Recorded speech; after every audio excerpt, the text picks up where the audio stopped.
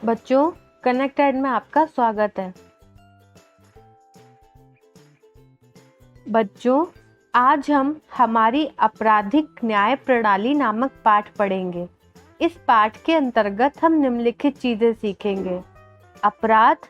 अपराध में पुलिस की भूमिका, न्यायाधीश की भूमिका। बच्चों, जब हम किसी को अपराध करते हुए देखते हैं तो सबसे पहले पुलिस को खबर करते हैं। वास्तविक जीवन या फिल्मों में आपने देखा होगा कि पुलिस अफसर रिपोर्ट दर्ज करते हैं और अपराधियों को गिरफ्तार करते हैं। अपराधियों को गिरफ्तार करने में पुलिस की जो भूमिका होती है, उसके आधार पर कई बार ऐसा लगता है मानो पुलिस ही तय करती है कि कोई अपराधी है या नहीं, लेकिन ऐसा नहीं है। जब किसी व्यक्ति को गिरफ्तार किया जाता है तो अदालत ही तय करती है कि आरोपी वाकई दोषी है या नहीं। संविधान के अनुसार अगर किसी भी व्यक्ति पर कोई आरोप लगाया जाता है तो उसे निष्पक्ष सुनवाई का अधिकार होता है।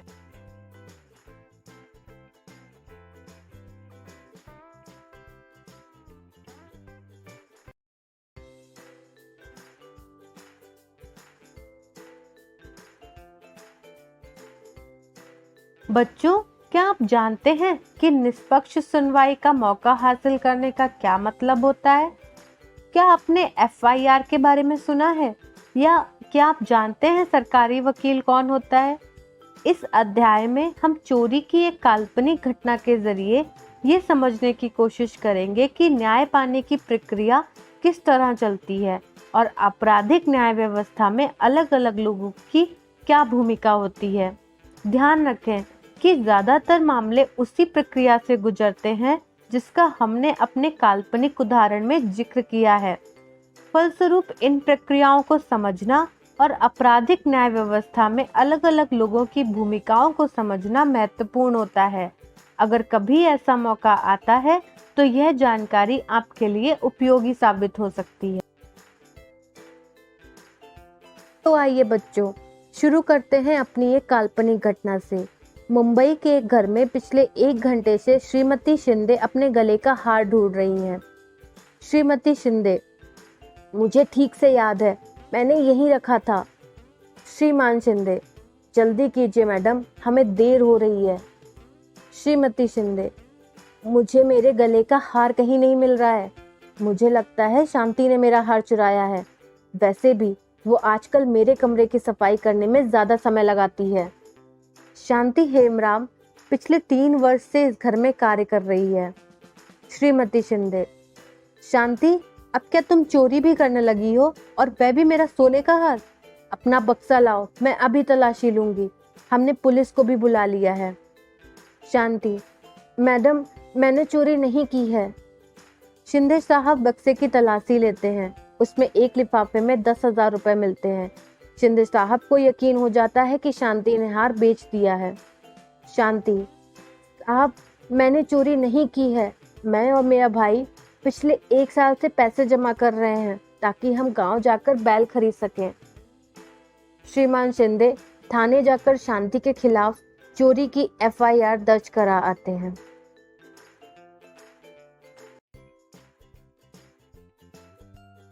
इंस्पेक्टर श्रीमान शिंदे के साथ घर आ जाता है। इंस्पेक्टर: मैंने आपका और श्रीमती शिंदे का बयान दर्ज कर लिया है। 10,000 का लिफाफा सील करके अपने साथ ले जा रहा हूँ। शांति को भी गिरफ्तार कर साथ ले जा रहा हूँ। शांति: साहब, मुझे गिरफ्तार मत कीजिए। मैंने चोरी नहीं की, मैं निर्दोष हूँ। वह मेरी मेहनत की कमाई है।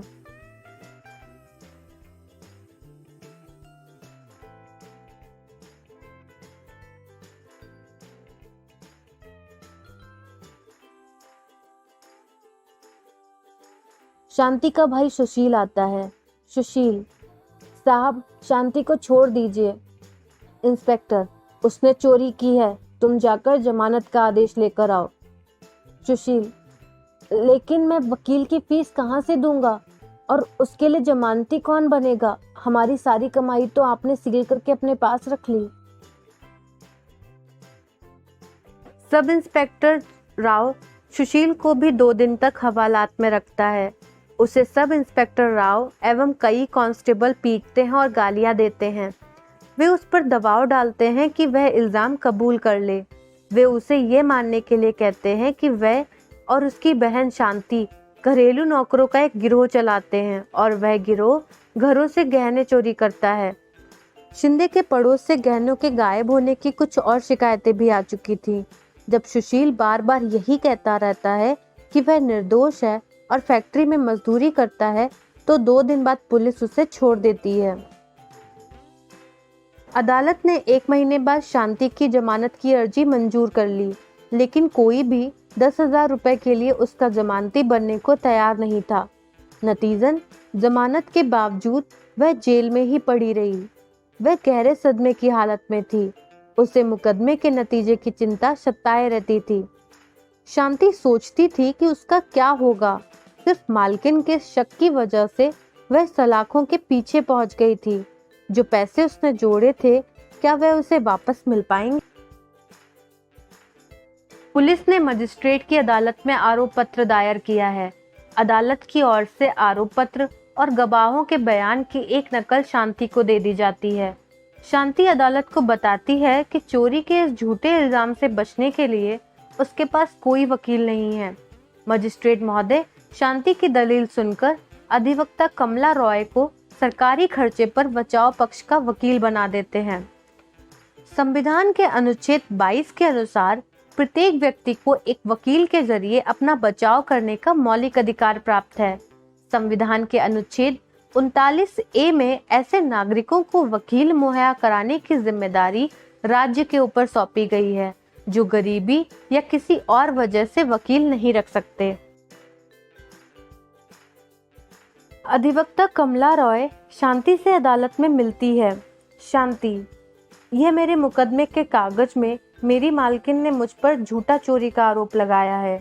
सुशील, उन्हें शांति के बक्से से 10,000 रुपए मिले हैं। उन्हें लगता है कि वह हार बेचकर कमाए हैं, लेकिन ये हमारी मेहनत की कमाई है। मजिस्ट्रेट के सामने मुकदमा शुरू हो जाता है। अदालत शांति पर आरोप लगाती है कि उसने श्रीमती शिंदे का हार चुराया है और उसको बेचकर जो 10,000 रुपए मिले हैं वह उसके पास आए हैं। सरकारी वकील राज्य की ओर से मुकदमा में हाजिर होता है। वह श्रीमती और श्रीमान शिंदे को मुख्य गवाह के रूप में प्रस्तुत करता है। सरकारी वकील, तो बताइए श्रीमती शिंदे, आपका हार किस तरह गायब हुआ? श्रीमती शिंदे, मैंने हार दराज में रखा था। शांति ने हार चुराया है, क्योंकि उसके अलावा कोई वहां नहीं जाता। श्रीमान शिंदे ने शांति के बक्से की तलाशी ली थी, उसमें से 10,000 रुपए मिले हैं, जो उसे हार बेचकर मिले हैं। कमला राय, श्रीमती शिंदे से जिरह करती हुई, तो आपने शांति को चोरी करते नहीं देखा, ना ही आपको शांति के पास से हार मिला? पिछले 3 वर्ष से जब से शांति आपके घर काम कर रही है, अब से कोई भी चोरी की चीज उसके पास नहीं है। आप उसे 1,000 रुपए महीना पगार भी देती हैं। श्रीमान शिंदे और सुशील से जिरह करके कमला रॉय ये साबित कर देती है कि शांति के पास से मिले रुपए उनकी मेहनत की कमाई भी हो सकती है। जब मुकदमा खत्म होने के नजदीक पहुंच जाता है, तभी सुशील को पता चलता है कि इंस्पेक्टर शर्मा ने युवाओं के एक गिरोह का भांडाफोड़ किया है। इस गिरोह के लोग शिंदे के मोहल्ले में गहनों की चोरी करते हैं। श्रीमती शिंदे के बेटे के कुछ दोस्त भी इस गिरोह के सदस्य हैं। उनके पास से श्रीमती शिंदे का हार बरामद हो जाता है। सुशील ये बात अधिवक्ता रॉय को बताता है। अब अधिवक्ता रॉय बचाव पक्ष के गवाह के तौर पर इंस्पेक्टर शर्मा को अदालत में पेश करती हैं। कमला रॉय, इंस्पेक्टर साहब, क्या आप ये चीजें दिखा सकते हैं?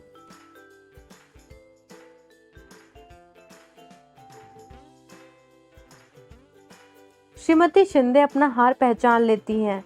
इंस्पेक्टर, हमने लड़कों का एक गिरोह गिरफ्तार किया है। ये हार उन्होंने ही चुराया था। न्यायाधीश महोदय सारे गवाहों के बयान सुनते हैं।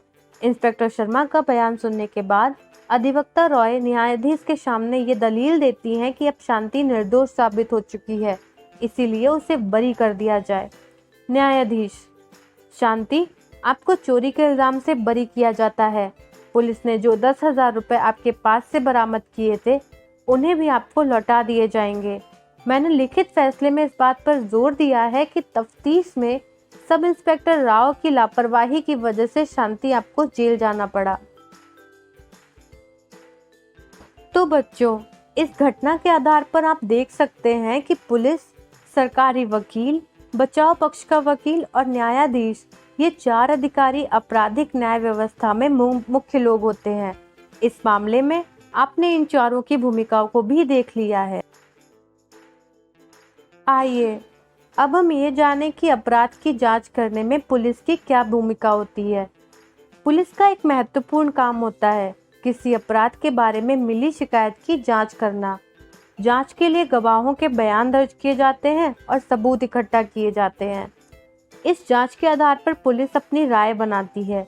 अगर पुलिस को ऐसा लगता है कि सबूतों से आरोपी का दोष साबित होता दिखाई दे रहा है तो पुलिस अदालत में आरोप पत्र यानी कि चार्जशीट दाखिल कर देती है।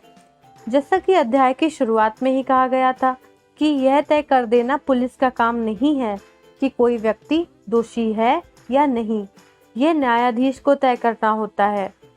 कानून के शासन के बारे में हम पहले पढ़ चुके हैं। इसका सीधा मतलब ये होता है कि हर व्यक्ति देश के कानून के अधीन है। पुलिस भी इसी कानून के तहत आती है। लिहाजा पुलिस को हमेशा कानून के मुताबिक और मानवाधिकारों का सम्मान करते हुए जांच करनी चाहिए। सर्वोच्च न्यायालय ने गिरफ्तारी, हिरासत और पूछताछ के बारे में पुलिस के लिए कुछ दिशा निर्देश किए गए हैं। इन दिशा निर्देशों के अनुसार पुलिस को जांच के दौरान किसी को भी सताने, पीटने या गोली मारने का अधिकार नहीं है। किसी छोटे से छोटे अपराध के लिए भी पुलिस किसी को कोई सजा नहीं दे सकती। संविधान के अनुच्छेद 22 और फौजदारी कानून में प्रत्येक गिरफ्तार व्यक्ति को निम्नलिखित मौलिक अधिकार दिए गए हैं। गिरफ्तारी के समय उसे यह जानने का अधिकार है कि गिरफ्तारी किस कारण से की जा रही है। गिरफ्तारी के 24 घंटों के भीतर मजिस्ट्रेट के सामने पेश होने का अधिकार। गिरफ्तारी के दौरान या हिरासत में किसी भी तरह के दुर्व्यवहार या यातना से बचने का अधिकार। पुलिस हिरासत में दिए गए इकबालिया बयान को आरोपी के खिलाफ सबूत के तौर पर इस्तेमाल नहीं किया जा सकता। 15 साल से कम उम्र के बालक और किसी भी महिला को केवल सवाल पूछने के लिए थाने में नहीं बुलाया जा सकता।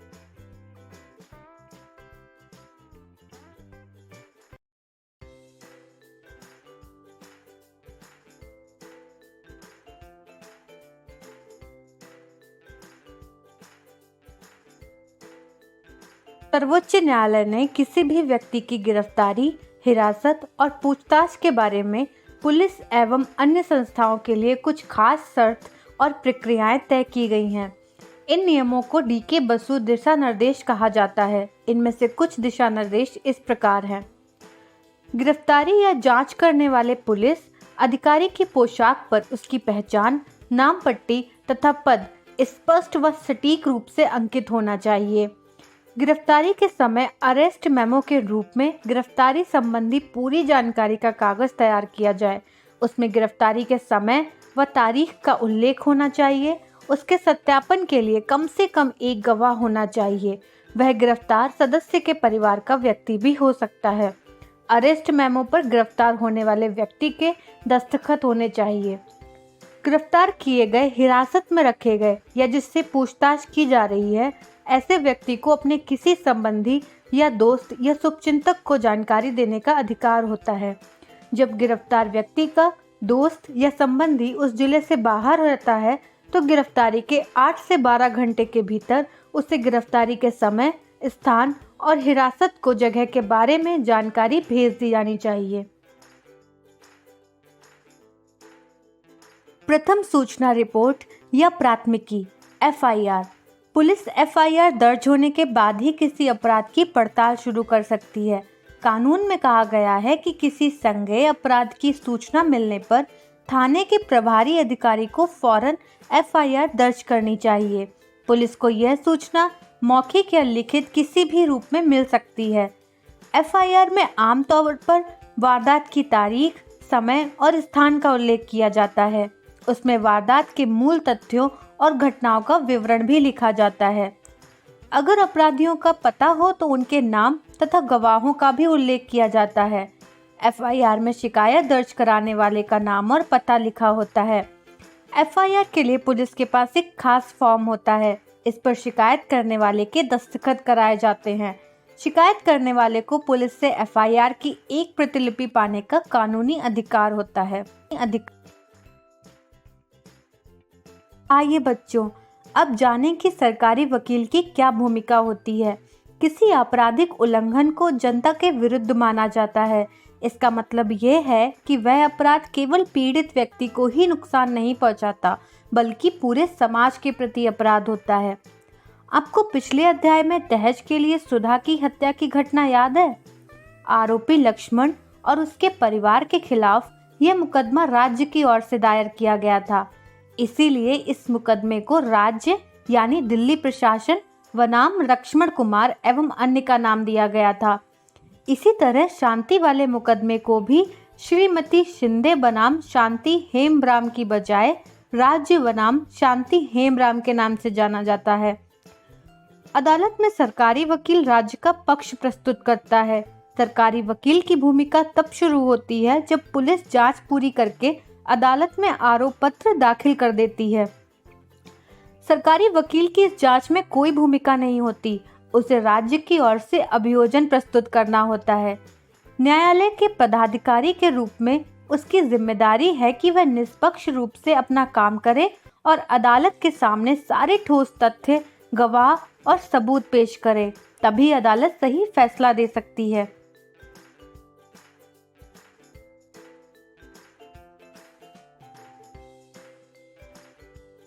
आइए बच्चों, अब जाने कि न्यायाधीश की क्या भूमिका होती है।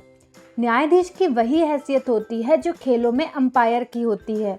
वे निष्पक्ष भाव से और खुली अदालत में मुकदमे का संचालन करते हैं। न्यायाधीश सारे गवाहों के बयान सुनते हैं और अभियोजन पक्ष तथा बचाव पक्ष की तरफ से पेश किए गए सबूतों की जांच करते हैं। अपने सामने मौजूद बयानों व सबूतों के आधार पर कानून के अनुसार न्यायाधीश ही तय करते हैं कि आरोपी दोषी है या नहीं। अगर आरोपी दोषी पाया जाता है तो न्यायाधीश उसे सजा सुनाते हैं। वह कानून में दिए गए प्रावधानों के हिसाब से दोषी व्यक्ति को जेल भेज सकते हैं या उस पर जुर्माना लगा सकते हैं या एक साथ दोनों तरह की सजा दे सकते हैं। अब आप यह सोच रहे होंगे कि निष्पक्ष सुनवाई क्या होती है। इसका अर्थ जानने के लिए आइए थोड़ी देर के लिए कल्पना करें कि अगर न्यायाधीश महोदय शांति का मुकदमा किसी और तरह संचालित करते तो क्या हो सकता था। अगर अदालत ने शांति को आरोप पत्र और गवाहों के बयानों की नकल न दी होती तो क्या होता। अगर न्यायाधीश किसी ऐसी जगह पर मुकदमा चलाते जहां शांति और सुशील दोनों ही नहीं जा सकते तो क्या होता। अगर न्यायाधीश ने शांति की अधिवक्ता रॉय को अभियोजन की ओर से प्रस्तुत किए गए श्रीमती शिंदे आदि गवाहों से जिरह करने का पर्याप्त समय न दिया होता और पहले ही मान लेते कि शांति दोषी है तो क्या होता। अगर इस तरह की कोई भी बात होती तो इसे निष्पक्ष सुनवाई नहीं कहा जा सकता था। इसकी वजह यह है कि निष्पक्ष सुनवाई के लिए कई बातों का पालन करना जरूरी होता है। संविधान के अनुच्छेद 21 में जीवन के अधिकार का आश्वासन दिया गया है। इसका अर्थ यह है कि किसी भी व्यक्ति के जीवन या स्वतंत्रता को केवल एक तर्कसंगत और न्यायपूर्ण कानूनी प्रक्रिया के जरिए ही छीना जा सकता है। निष्पक्ष सुनवाई में यह सुनिश्चित किया जाता है कि संविधान के अनुच्छेद 21 का पूरी तरह से पालन किया जाएगा। आइए अब एक निष्पक्ष सुनवाई के मूलभूत तत्वों पर ध्यान दें। पहली बात, शांति को आरोप पत्र और उक्त सभी साक्ष्यों की एक एक प्रति दी गई थी जो अभियोजन पक्ष ने उसके खिलाफ अदालत में पेश किए थे। शांति पर चोरी का आरोप लगाया था जो कानूनन एक अपराध है। यह मुकदमा जनता के सामने खुली अदालत में चलाया गया। शांति का भाई सुशील अदालत की कार्यवाही में मौजूद था। मुकदमा आरोपी की उपस्थिति में चलाया गया। शांति का एक वकील ने बचाव किया। शांति की अधिवक्ता रॉय को अभियोजन पक्ष की ओर से पेश किए गए सारे गवाहों से जिरह करने का मौका दिया गया। अधिवक्ता रॉय को शांति की ओर से गवाह पेश करने का अधिकार दिया गया। हालांकि पुलिस ने शांति के खिलाफ चोरी का मामला दर्ज किया था, लेकिन न्यायाधीश ने उसे निर्दोष मानते हुए मुकदमा चलाया। अब अभियोजन पक्ष को निर्णायक रूप से सिद्ध करना था कि शांति ही दोषी है। इस मुकदमे में अभियोजन पक्ष ऐसा नहीं कर पाया। महत्वपूर्ण बात यह है कि न्यायाधीश ने अदालत के सामने पेश किए गए साक्ष्यों के आधार पर ही मुकदमे का फैसला सुनाया। न्यायाधीश ने शांति की कमजोर स्थिति के आधार पर बिना सोचे समझे ये फैसला नहीं ले लिया कि वह सचमुच चोर है। इसकी बजाय न्यायाधीश का आचरण लगातार निष्पक्ष रहा और चूंकि साक्ष्यों से यह सिद्ध हो गया कि शांति की बजाय कुछ युवकों ने चोरी की थी, इसीलिए उन्होंने शांति को आजाद कर दिया। शांति को इसलिए न्याय मिला क्योंकि उसे निष्पक्ष सुनवाई का मौका दिया गया था।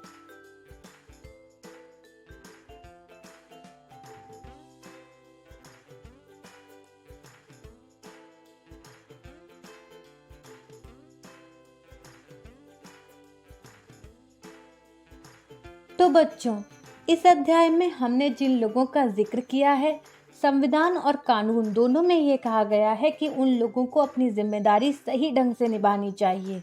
इसका मतलब है कि प्रत्येक नागरिक, चाहे वह विभिन्न वर्ग, जाति, धर्म और वैचारिक मान्यताओं के हों, उन्हें निष्पक्ष सुनवाई का अधिकार दिया जाए। कानून का शासन कहता है कि कानून के सामने हर कोई बराबर है। अगर प्रत्येक नागरिक को संविधान के माध्यम से निष्पक्ष सुनवाई का अधिकार न दिया जाए तो इस सिद्धांत का कोई खास मतलब नहीं रह जाएगा। बच्चों, आपकी पाठ्यपुस्तक में पृष्ठ 74 पर मोटे अक्षरों में जो प्रक्रियाएं लिखी गई हैं, वे सभी निष्पक्ष सुनवाई के लिए बहुत ज़रूरी हैं। शांति के मुकदमे के इस विवरण के आधार पर अपने शब्दों में लिखें कि निम्नलिखित प्रक्रियाओं का आप क्या मतलब समझते हैं। पहला, खुली अदालत। दूसरा, अभियोजन पक्षों के गवाहों से जिरह। उत्तर, खुली अदालत। पक्षकारों में सुलह व बातचीत के जरिए विवाद का सौहार्दपूर्ण तरीके से निपटारा। सुलह से निपटारा नहीं होने पर विवाद का गुणावगुण दोनों पक्षकारों के जवाब और दस्तावेजों सहित अन्य उपलब्ध सामग्री के आधार पर फैसला पारित करना। दूसरा, अभियोजन पक्ष के गवाहों से जिरह। अगर सरकारी पक्ष का गवाह पुलिस के सामने दिए गए बयान से अलग कोर्ट में बयान देता है तो उसे मुकरा हुआ गवाह माना जाता है और तब अभियोजन पक्ष के वकील उस गवाह के साथ जिरह करता है। अगर वह अपने बयान से नहीं मुकरता तो उस गवाह से बचाव पक्ष के वकील जिरह करता है। गवाह के बयान और जिरह यानी क्रॉस के बाद उसका बयान पूर्ण माना जाता है। बच्चों, अब हम इस पाठ के प्रश्न उत्तर बूझेंगे। प्रश्न 1, जिरह शब्द का अर्थ स्पष्ट कीजिए। प्रश्न 2, हिरासत क्या होता है। प्रश्न 3, निष्पक्ष से क्या आशय है। प्रश्न 4, किसी अपराध का आरोप लगाना स्पष्ट शब्दों में समझाइए। प्रश्न 5, गवाह कौन होता है। बच्चों, ये रहे आपके प्रश्नों के उत्तर। उत्तर 1, जब कोई गवाह अदालत में अपना बयान देता है तो दूसरे पक्ष का वकील भी उससे कुछ सवाल पूछता है जिससे उसके पिछले बयान को सही या गलत साबित किया जा सके। उसे जिरह कहते हैं। उत्तर 2, पुलिस द्वारा किसी को गैर कानूनी ढंग से अपने कब्जे में रखना हिरासत कहलाता है। उत्तर 3, निष्पक्ष का मतलब है स्पष्ट या न्यायसंगत व्यवहार करना और किसी एक पक्ष का समर्थन ना करना। उत्तर 4, जब न्यायाधीश आरोपी को लिखित रूप से सूचित करता है कि उस पर किस अपराध के लिए मुकदमा चलाया जाएगा तो इसे अपराध का आरोप लगाना कहा जाता है। उत्तर 5, जब किसी व्यक्ति को अदालत में यह बयान देने के लिए बुलाया जाता है कि उसने मामले के संबंध में क्या देखा, सुना या जाना है, उसे गवाह कहा जाता है। बच्चों, इसी के साथ ये कक्षा समाप्त हुई। आशा करती हूँ आपको पसंद आया होगा। कल मिलेंगे नए पाठ के साथ।